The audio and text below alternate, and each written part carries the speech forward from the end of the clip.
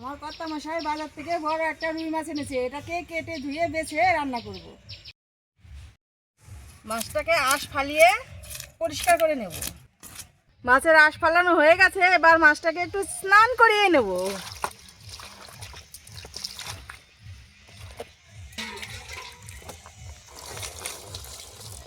মাছকে স্নান করানো হয়ে গেছে, এবার কেটে নেব। মুড়োটা আগে কাটবো।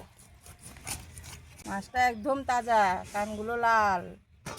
স্থলিটা আগে ফেলে দিই, নাহলে আবার তেতো হয়ে যাবে।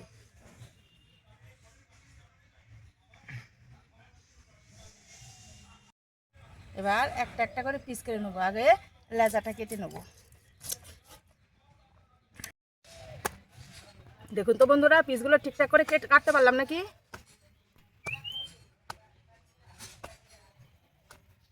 অনেকগুলো পিস হয়ে গেছে।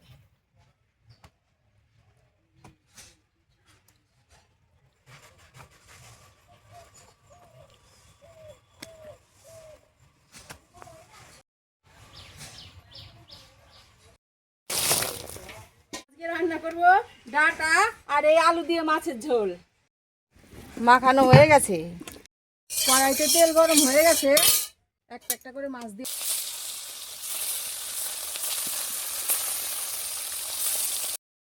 পাটায় মশলাটা করে নেবো। জিরে, লঙ্কা আর এই আদা বেটে নেব।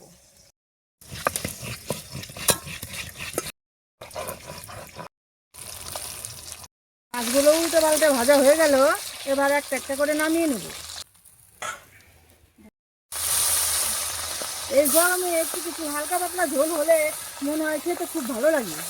তাই আজকে একটু ডাঁটা দিয়ে আলু দিয়ে হালকা পাতলা ঝোলই করবো।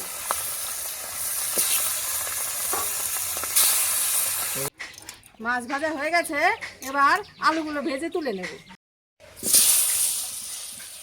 তেল বেশি গরম হয়ে গেছে, আলু দেওয়া মাত্র একবারে ভগভগানি শুরু হয়ে গেছে।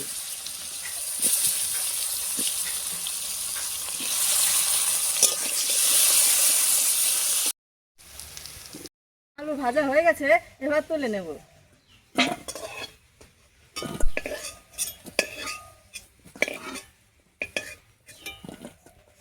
ওই তেলে জিরে, শুকনো লঙ্কা আর তেজপাতা দিয়ে দেবো। তেলটা মনে হয় কম হয়ে গেছে, আর একটু তেল দিয়ে দিই। বেটে রাখা মশলাটা এবার দিয়ে দেবো। স্বাদ মতো লবণ আর পরিমাণ মতো একটু হলুদ দিয়ে দেবো। মশলাটা নেড়ে চেড়ে ভালো করে কষিয়ে নেব।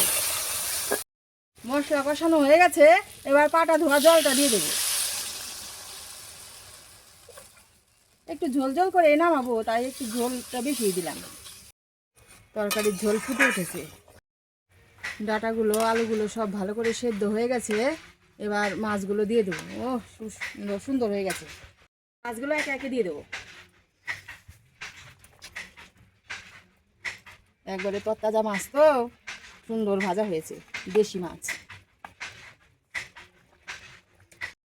ডাঁটা আলুর মাছের ঝোল হয়ে গেছে, এবার গরম মশলাটা দিয়ে দেবো। আর ফোটাবো না, অনেকক্ষণ ফুটে গেছে, কি সুন্দর কালার এসছে। এবার নামিয়ে নেব। লাইক, কমেন্ট, শেয়ার করো, সাবস্ক্রাইব করতে ভুলো না যেন। দেখা হবে আবার পরের ভিডিওতে।